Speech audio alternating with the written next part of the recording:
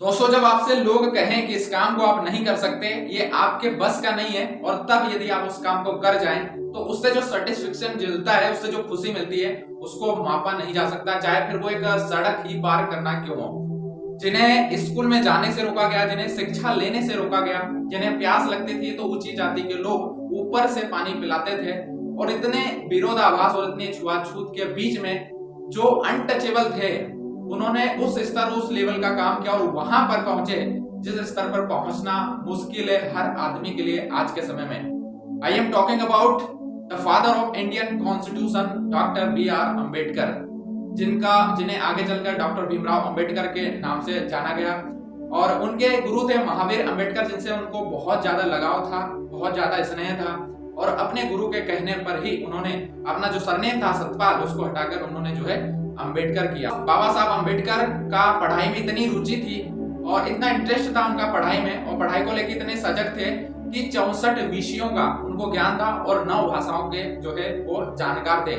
London school of economics में एक course होता है जो कि 8 साल का कोर्स होता है, और उन्होंने अपनी मेहनत और पढ़ाई के दम पर उस कोर्स को 2 साल और 3 महीने में जो है उन्होंने कंप्लीट किया था, क्योंकि वो 21-21 घंटे तक लगातार पढ़ाई करते थे। 21-21 घंटे पढ़ाई करना, आप सोचिए कितने बड़े लेवल की बात है। दोस्तों, कोलंबिया यूनिवर्सिटी ने 2004 में एक लिस्ट जारी करी थी, टॉप 100 स्कॉलर की लिस्ट जारी करी थी, और आप जानकर हैरान हो जाएंगे, उसमें नंबर 1 पर जिनका नाम था, उनका नाम था डॉक्टर भीमराव अम्बेडकर। दोस्तों नमस्कार, मेरा नाम है संतोष यादव, और आज हम बात करने वाले हैं लर्निंग सीरीज के इस वीडियो में डॉक्टर भीमराव अम्बेडकर के जीवन के बारे में, और आज उनसे कुछ चीजें हम सीखने वाले हैं। एक ऐसे शख्स जो दुनिया में जो ज्ञान उनके पास है, जो डिग्रियां उनके पास है, जो एजुकेशन उनके पास है, इस पूरे ब्रह्मांड, पूरे देश में किसी भी कंट्री के किसी भी शख्स के पास नहीं है। तो उनके जीवन से 5 बड़ी बातें इस वीडियो के अंदर हम लोग सीखने वाले हैं, तो वीडियो में बने रहिएगा। और पहली बार यदि चैनल पर आए हैं तो चैनल को सब्सक्राइब जरूर करिएगा। तो दोस्तों, बाबा साहब अम्बेडकर से जो पहली लर्निंग सीखने के लिए है वो ये है कि शिक्षा पाने की जो जिज्ञासा है वो आपके अंदर होना बहुत जरूरी है। शिक्षा प्राप्त करने की इच्छा, सबसे पहली लर्निंग यही हम सीख सकते हैं बाबा साहब से। शिक्षा पाने की ललक आपके अंदर होना चाहिए। तो जब बाबा साहब कोलंबिया यूनिवर्सिटी में पढ़ाई करने के लिए गए, तो जो उनका लैब था जहां पर वो पढ़ाई करने के लिए जाते थे, लाइब्रेरी में जहां पढ़ाई करने के लिए जाते थे, तो जो पियून आता था उससे पहले ही पहुंच जाते थे। और जब लास्ट में लाइब्रेरी बंद होती थी, उसके सबसे आखिरी में बाबा साहब आते थे और 18 घंटे तक मेहनत करते थे और वहां पर पढ़ाई करते थे। एक बार तो वहां के पियून ने भी उनको बोल दिया कि क्या आप इतनी पढ़ाई करते हो, इतनी पढ़ाई करके आप क्या कर लोगे, आपका दोस्तों के साथ खेलने में मन नहीं लगता, क्या आप दोस्तों के साथ खेलने नहीं जाते? तब बाबा साहब अम्बेडकर ने उनको एक बहुत ही शानदार जवाब दिया था कि यदि मैं इनके साथ खेलने चले जाऊंगा तो इनके भविष्य की चिंता कौन करेगा। ये सोच उनकी बहुत पहले बाबा साहब अम्बेडकर की जो है क्रिएट हो गई थी, और बहुत ही ज्यादा पढ़ाई में रुचि रखते थे, बहुत ज्यादा इंटरेस्ट था उनका। उनकी एक खुद की प्राइवेट लाइब्रेरी भी बाबा साहब अम्बेडकर की थी, जिसमें आप यकीन नहीं मानेंगे तो उसमें 50,000 से ज्यादा किताबें थी, और ये दुनिया की सबसे बड़ी प्राइवेट लाइब्रेरी थी, जिसका नाम, जो उनकी खुद की प्राइवेट लाइब्रेरी थी, उसका नाम राजगृह था। तो जो बाबा साहब अम्बेडकर से सबसे पहले लर्निंग जो हम सीख सकते हैं वो शिक्षा पाने की जिज्ञासा, वो आपके अंदर बहुत जरूरी है। और बाबा साहब ने कहा था कि सफलता का सिर्फ एक ही फॉर्मूला है, और सफल होने तक पहुंचने का सिर्फ एक ही हथियार है, और वो हथियार है एजुकेशन। इसलिए हम आपसे कहते हैं कि सीखोगे नहीं तो जीतोगे कैसे। इसलिए यदि आपको जीतना है तो सबसे पहले आपको सीखना होगा। तो बाबा साहब अम्बेडकर से दूसरी जो सबसे बड़ी लर्निंग हमें यहाँ पर सीखने को मिलती है वो ये मिलती है कि कॉन्फिडेंस का लेवल हमेशा सबसे हाई होना चाहिए। कॉन्फिडेंस लेवल आपका जितना ज्यादा बड़ा होगा, आपकी सफलता भी उतनी ही ज्यादा बड़ी होगी। और बाबा साहब अम्बेडकर कहते थे कि आप अच्छे कपड़े पहनने के बाद जो कॉन्फिडेंस आपके अंदर नहीं आ सकता, वो कॉन्फिडेंस का वस्त्र, कॉन्फिडेंस का कपड़ा पहनने से आता है। मतलब यदि आपके अंदर पहले से बहुत ज्यादा कॉन्फिडेंस है तो फिर आप कपड़े कैसे भी पहन ले, कॉन्फिडेंस आपके व्यक्तित्व से झलक ही जाता था। और वो अपनी बात को लेकर बहुत ज्यादा कॉन्फिडेंट होते थे, और इस बात का अंदाजा इससे आप लगा सकते हैं कि उस समय के जो सबसे बड़े नेता थे हमारे देश के, महात्मा गांधी जी, वो उनकी बात से भी डिसएग्री कर जाते थे। बाबा साहब अम्बेडकर महात्मा गांधी जी की बात से भी डिसएग्री कर जाते थे, और कभी कभी तो अपनी बात को महात्मा गांधी जी तक भी पहुंचा देते थे कि मैं आपकी इस बात से सहमत नहीं हूं। और इतना सारा मैटर होने के बाद भी हमेशा महात्मा गांधी जी उनके फेवर में बात करते थे और महात्मा गांधी जी कहते थे कि आप एक तरफ 1000 से ज्यादा स्कॉलर्स, 1000 से ज्यादा विद्वानों को बिठा दीजिए और एक तरफ बाबा साहब अम्बेडकर को आप बिठा दीजिए और निश्चित रूप से बाबा साहब अम्बेडकर का ज्ञान उनसे ज्यादा ही निकलेगा। और इन सारे मामले के बाद जबकि डिसएग्री करते रहते थे, कभी कभी बात नहीं बनती थी बाबा साहब और महात्मा गांधी जी के बीच में, इसके बावजूद भी जब हमारे देश की पहली कैबिनेट तैयार हो रही थी, स्वतंत्र भारत की पहली कैबिनेट जब बनाई जा रही थी, तो उसमें कानून मंत्री के रूप में जो पहला नाम किसी ने सुझाया था तो वो महात्मा गांधी जी ने बाबा साहब अम्बेडकर का सुझाया था। और इसी वजह से डॉक्टर बाबा साहब अम्बेडकर ने स्वतंत्र भारत के पहले कानून मंत्री बने और कानून मंत्री बनने के बाद उन्होंने हमारे संविधान का आगे चलकर जो है निर्माण किया। तो सबसे मेन चीज जो बाबा साहब अम्बेडकर से हम सीख सकते हैं वो है कॉन्फिडेंस। हमेशा अपने आत्मविश्वास को ऊंचा आप रखिए, आत्मविश्वास को आप ऊंचा रखेंगे तो आगे की सीढ़ी पाना आपके लिए बहुत ही आसान हो जाएगा। तो अगली जो सीख बाबा साहब अम्बेडकर से हम सीख सकते हैं वो ये है कि सिर्फ अपने विकास के बारे में मत सोचिए, समाज के बारे में भी सोचिए।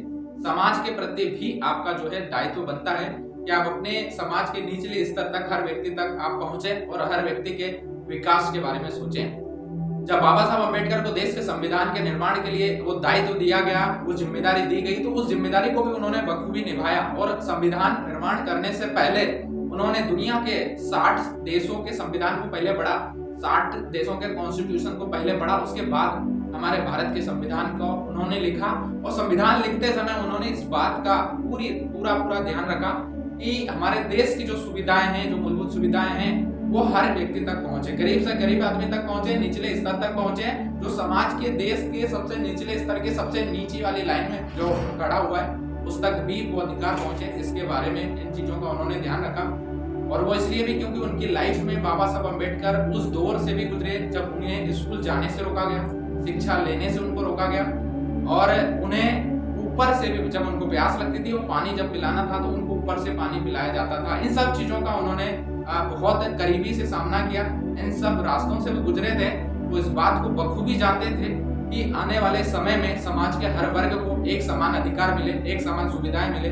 और इन सब चीजों को ध्यान में रखते हुए पूरी जिम्मेदारी और रिस्पॉन्सिबिलिटी के साथ हमारे भारत देश के संविधान को उन्होंने लिखा और हर व्यक्ति के अधिकार को समझा। दोस्तों, जिंदगी लंबी नहीं, जिंदगी महान होनी चाहिए, ये कहा था डॉक्टर भीमराव अंबेडकर ने। कई लोग अपनी लाइफ में ऐसा सोचते हैं कि अभी तो बहुत टाइम बचा है, अभी आगे चल के हम कर सकते हैं, जीवन में बहुत टाइम है। दोस्तों, टाइम नहीं है, क्योंकि आप जो जिंदगी जी रहे हैं यही आपका टाइम है और इसी को आपको परफेक्ट बनाना है। क्योंकि लाइफ में आपको जाना कहाँ है, लाइफ में आपको करना क्या है, आपका लाइफ का पर्पस क्या है, ये जितनी जल्दी आपको क्लियर हो जाए उतना बेहतर है। और ज्यादा आगे के बारे में ना सोच के आप वर्तमान को ठीक करने के बारे में सोचें कि अभी जहां जिस पोजीशन पे आप हैं, जिस स्तर पर हैं, आप वहां पर कितना बढ़िया कर सकते हैं, इसके बारे में सोचना है। बाबा साहब अम्बेडकर हमेशा सोचते थे, उनका पर्पस यही था कि वो समाज के हर वर्ग तक एक समान अधिकार को पहुंचाए। क्योंकि जब वो पढ़ाई कर रहे थे, जब वो इतनी मेहनत कर रहे थे, तो उन्होंने कभी सोचा नहीं था कि वो देश का कानून लिखेंगे, देश के कानून मंत्री बनेंगे, संविधान का निर्माण करेंगे, ये उन्होंने नहीं सोचा था। बस उनका पर्पस था कि लाइफ में कुछ बढ़िया करना है और उनके लाइफ का जो गोल था, उन्होंने जो डिसाइड किया था कि उनको और बेहतर करना है, समाज के बारे में, देश के बारे में, लोगों के बारे में, वो उनके दिमाग में था। क्योंकि जिस रास्ते से वो गुजरे थे, जो उन्होंने बचपन में जो समस्या फेस करी थी स्कूल को लेके, छुआछूत को लेके, वो सब कहीं ना कहीं उनके जहन में था। उन्हीं बातों को ध्यान में रखते हुए अपने जीवन को उन्होंने महान बनाया, भारतीय संविधान का निर्माण किया, हर व्यक्ति का ध्यान रखा। और इसलिए कहा जाता है दोस्तों कि जीवन को लंबा मत बनाइए। जीवन कितना लंबा ये महत्व नहीं रखता, जीवन आपका महान होना चाहिए, उसमें आपने कुछ ऐसा यूनिक किया हो जिसको लोग हमेशा याद रखें।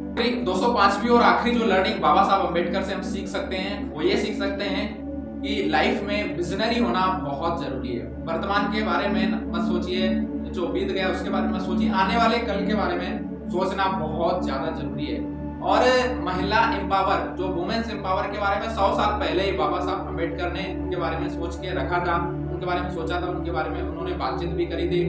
साथ ही साथ समाज के हर वर्ग के बारे में बात करी, मजदूरों के बारे में बात करी। 8-8 घंटे जॉब होना चाहिए, 8 घंटे की नौकरी होना चाहिए, 8 घंटे का काम होना चाहिए, इसके बारे में उन्होंने चर्चा करी, इसको किया उन्होंने। क्योंकि इससे पहले तो 10-10 घंटे 12-12 घंटे की जो है लोग मेहनत करते थे, काम करते थे, उसको उन्होंने 8 घंटे किया। इसके साथ साथ और भी बहुत सारी चीजों को लेके जो है बाबा साहब अम्बेडकर ने डिसीजन लिया। उसी समय उन्होंने कहा था कि मध्य प्रदेश और बिहार को अलग हो जाना चाहिए, लेकिन उस समय नहीं सुना गया। 2000 में फिर अलग हुआ, छत्तीसगढ़ और झारखंड अलग राज्य बने। उस समय सुन लिया होता तो शायद उसी समय ये काम भी हो गया होता। तो बाबा साहब अम्बेडकर से जो हम सीख सकते हैं कि लाइफ में विजनरी होना बहुत जरूरी है, सभी चीजों के बारे में सोचना बहुत जरूरी है। सिर्फ वर्तमान के बारे में मत सोचिए, आप भविष्य के बारे में, आने वाले कल के बारे में अपने प्लान्स तैयार करके रखेंगे तो आपकी लाइफ में बहुत बड़ा परिवर्तन जो है हो सकता है। दोस्तों, आखिरी में जाते जाते बात करेंगे बाबा साहब अम्बेडकर के समुद्र और आसमान के बारे में। बाबा साहब अम्बेडकर ने कहा था कि जब एक पानी की बूंद समुद्र में गिरती है तो वो समुद्र में मिल जाती है। इसी प्रकार से जब हम समाज में मिलते हैं तो समाज के जैसा ही नहीं हो जाना है, हमें कुछ अलग भी करना है। हमारे जीवन में भी हमें कुछ अलग करना है, उसके बारे में भी सोचना बहुत ज्यादा जरूरी है। बाबा साहब अम्बेडकर के आपने देखा होगा हर फोटो के अंदर उन्होंने नीला सूट पहन के रखा है। इसका क्या राज है? बाबा साहब अम्बेडकर ने नीला सूट इसलिए पहना क्योंकि नीला सूट, ब्लू कलर जो है वो आसमान का कलर होता है और आसमान सभी के लिए एक समान होता है। और बाबा साहब अम्बेडकर जो थे वो सभी के लिए एक समान थे। उन्होंने भारतीय संविधान का निर्माण किया, सभी के अधिकारों और समानताओं को ध्यान में रखकर किया। बाबा साहब अम्बेडकर के जिन्होंने हमारे संविधान का निर्माण किया और इस देश की प्रगति में उन्होंने इतना बड़ा योगदान दिया, हम सभी उनका बहुत बहुत धन्यवाद करते हैं। और आज इस वीडियो को यहीं पर समाप्त करते हैं। नेक्स्ट वीडियो में फिर से आपके लिए मिलेंगे। इसी तरीके के कंटेंट और इसी तरीके के वीडियो हम आपके लिए लेकर आते रहते हैं। इसलिए वीडियो को लाइक करिएगा, बाबा साहब अम्बेडकर के लिए कमेंट जरूर करिएगा क्योंकि आज उनका जन्मदिन भी है। और हाँ, मिलते हैं नेक्स्ट वीडियो में, तब तक के लिए bye, take care and see you soon. Jai Hind, जय भारत, बहुत बहुत धन्यवाद।